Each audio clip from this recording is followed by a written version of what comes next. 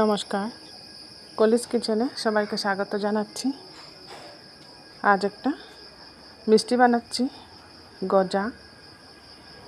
গজা মিষ্টিটা দোকান থেকে কিনে আমরা খেয়ে থাকি। এটা ঘরেই বানানো যায়। আমি আজ এই গজার রেসিপিটা আপনাদের সাথে শেয়ার করছি। এর জন্য এখানে নিয়ে নিলাম ময়দা। এখানে হাফ কিলো আমি ময়দা নিয়েছি। হাফ কিলো ময়দার প্যাকেট থেকে আমি সম্পূর্ণ ময়দা ব্যবহার করব না, প্রায় 300 গ্রামের মতো ময়দা নিয়ে নিলাম।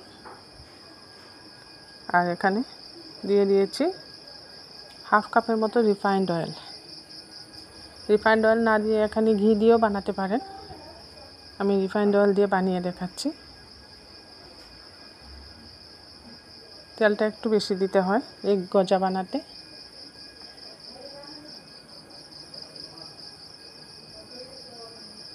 এইভাবে তেল দিয়ে ময়দাটাকে ভালো করে আমি ময়ান দিয়ে নিচ্ছি। ভালো করে মেখে একদম ঝুরঝুরে করে নিতে হবে ময়দাটাকে। এর জন্য এখানে তেলটা একটু বেশি দিতে হয়। এইভাবে হাতটা মুঠ করার পর আপনারা দেখবেন মুঠ হয়ে যাচ্ছে, আবার ফট করে ভেঙেও যাচ্ছে একটু চাপা দেওয়ার সাথে সাথে। তখনই বুঝবেন যে এটা মাখা হয়ে গেছে। এবার সামান্য ঘি দিয়ে দিচ্ছি। ঘি দিয়ে দিলাম, ঘি দিলে এর গন্ধটাও ভালো আসবে। ঘি দিয়ে আবারও একবার ময়দাটা ভালো করে ময়ান দিয়ে নিচ্ছি। এইভাবে ময়দাটাকে ভালো করে একটু মেখে নিতে হবে ঘি দিয়ে। ঝুরঝুরে হয়ে গেছে ময়দাটা, একদম ঝুরঝুরে করেই এইভাবে মাখতে হবে। দেখুন খুব সুন্দরভাবে ঝুরঝুরে হয়েছে।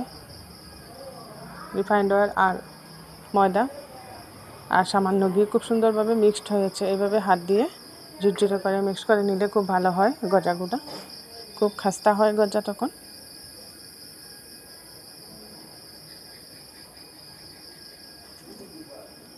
এই ময়দা মাখার মধ্যে এবার আমি দিয়ে দিচ্ছি একটু গরম জল।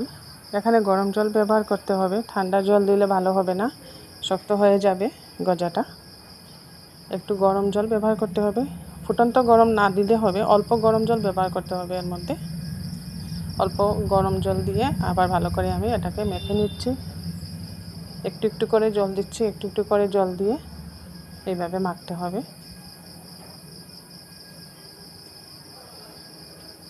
আমরা যেরকম আটা মাখি রুটি বানানোর জন্য, এভাবেই আমি অল্প অল্প গরম জল দিয়ে মেখে নিচ্ছি।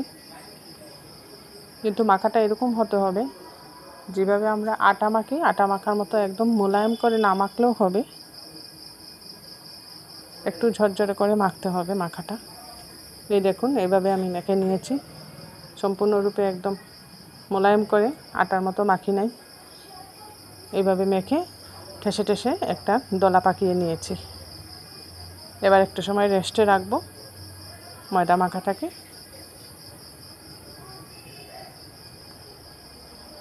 গ্যাস জ্বালিয়ে একটা কড়াই বসিয়ে দিয়েছি। এর মধ্যে শিরাটা বানিয়ে নিচ্ছি। এর জন্য এখানে আমি এক কাপ চিনি দিয়ে দিলাম। 1 কাপ চিনির মধ্যে এখানে 1.5 কাপের মতো জল দিয়ে দেব। শিরাটা একটু পাতলা করে বানাবো। এর জন্য এটা কোনো 1 তার বা 2 তারের শিরা বানাতে হবে না, চিনিটা গলে গেলেই হয়ে যাবে। একটু আঠালো আঠালো শিরাটা হলেই হয়ে যাবে। 1 কাপ চিনির মধ্যে 1.5 কাপ জল দিয়ে আমি একটা শিরা বানিয়ে নিচ্ছি। চিনিটা একটু গলে যাক।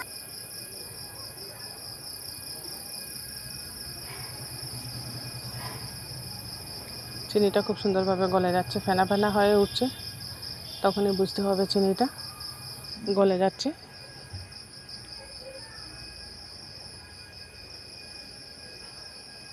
খুব সুন্দরভাবে শিরা বানিয়ে নিলাম। এবার এটাকে আমি ঠান্ডা করে নেব। একটু আঙ্গুলে লাগিয়ে দেখে নিচ্ছি, একটু আঠা আঠা ভাব হয়ে গেছে। একটু আঠা আঠা ভাব হলেই হয়ে যাবে। এবার নামিয়ে ঠান্ডা করে রাখবো।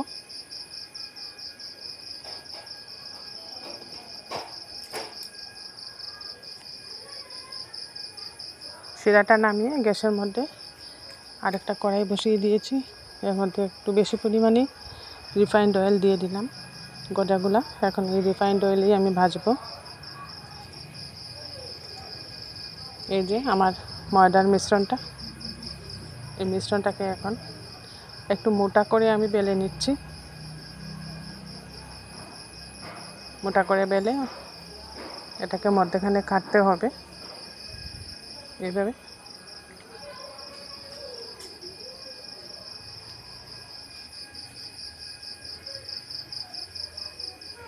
এইভাবে একটু মোটা করে বেলে নিয়ে এখন আমি এটাকে 4 ভাগ করে নিচ্ছি।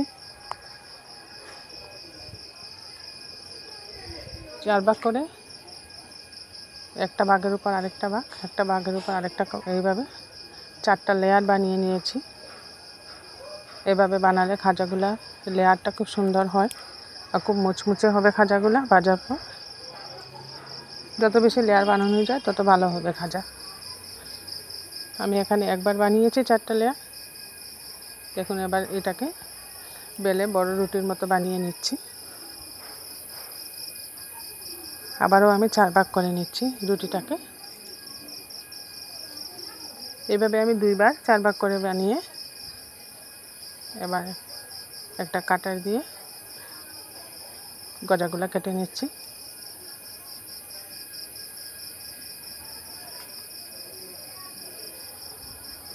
ছোট বড় মাপে যে মাপটা আপনাদের ভালো লাগে সেই মাপেই গজাগুলা কাটতে পারেন। আমি এখানে ছোট করে বানাচ্ছি একটু গজাগুলাকে। এইভাবে সবগুলা গজাকে কেটে নিয়েছি। দেখুন খুব সুন্দর লেয়ার হয়েছে, সাইডের দিকে লেয়ারগুলো দেখা যাচ্ছে। গরম তেলের মধ্যে একটা একটা গজা দিয়ে লাল লাল করে ভেজে নেব।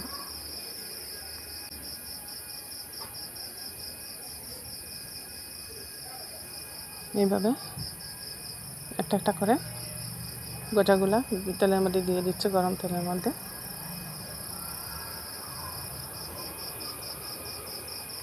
আমার এই গজা বানানোর রেসিপিটা আপনাদের ভালো লাগলে আপনারা বানিয়ে খাবেন।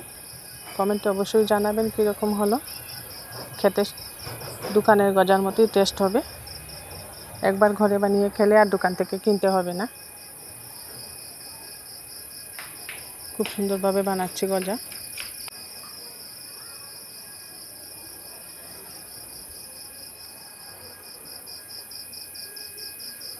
আরও কয়েকটা আমি তেলের মধ্যে দিয়ে দিচ্ছি। এভাবে ডুবো তেলের মধ্যে গজাগুলো ভেজে নিতে হবে। একবার উল্টে পাল্টে দিচ্ছি, নিচের দিকটা হয়ে গেছে। গ্যাসের আঁচটা কম রেখে ভাজতে হবে, তা না হলে ভিতরটা কাঁচা থাকবে, বাইরের দিকটা পুড়ে যাবে। এভাবে উল্টে পাল্টে দিচ্ছি এখন আমি এগুলোকে।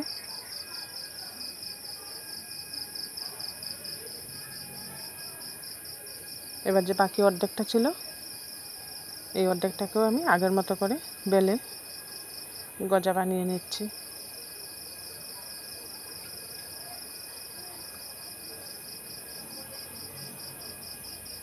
এইভাবে ছোট ছোট পিস করে কেটে নিলাম। একবার এইভাবে গজা বানিয়ে আপনারা ঘরে রেখে 15 থেকে 20 দিন এইভাবে ঘরে রেখে খেতে পারেন। খুব মুচমুচে থাকবে গজাগুলো, একটুকু নরম হবে না। দেখুন লেয়ারগুলোও দেখা যাচ্ছে খুব সুন্দরভাবে। বাকিগুলোও আমি ভেজে নিচ্ছি।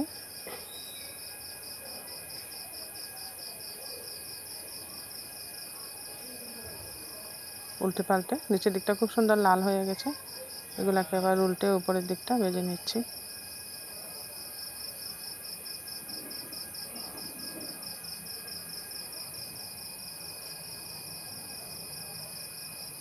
মুচমুচে হয়ে গেছে। এবার এগুলাকে আমি নামিয়ে নিচ্ছি।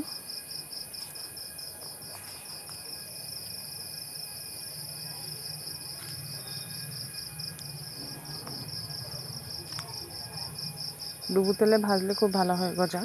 ডুবো তেলে না ভাজলে ভিতরটা কাঁচা থাকবে, ভালো হবে না। কিন্তু গজা ভাজতে তেলটা একটু বেশি দরকার পড়ে।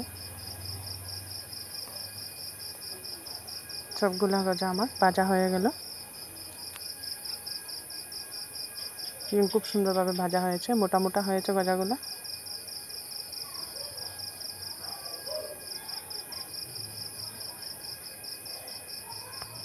সবগুলা গজা আমি ভেজে নিয়েছি। এবার বানিয়ে রাখা গরম শিরার মধ্যে দিয়ে দিচ্ছি। শিরাটা সম্পূর্ণরূপে গরম না, একটু ঠান্ডা করে তারপর আমি গজাগুলা দিয়ে দিচ্ছি শিরার মধ্যে।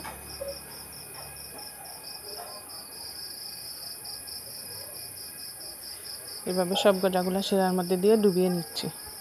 এভাবে ডুবিয়ে 30 থেকে 40 মিনিট পর্যন্ত রাখতে হবে। তখন এর মধ্যে শিরাগুলা খুব সুন্দরভাবে ডুবে এবং মুচমুচে হবে গজাগুলা। প্রত্যেকটা লেয়ারে গজার মধ্যে চিনির রসটা ডুববে, তখনই খেতে টেস্ট হয় গজা।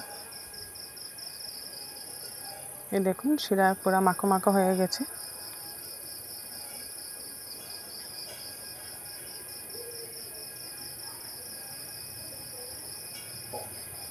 এবার আমি 40 মিনিটের মতো শিরার মধ্যে ডুবিয়ে রাখবো গজাগুলোকে।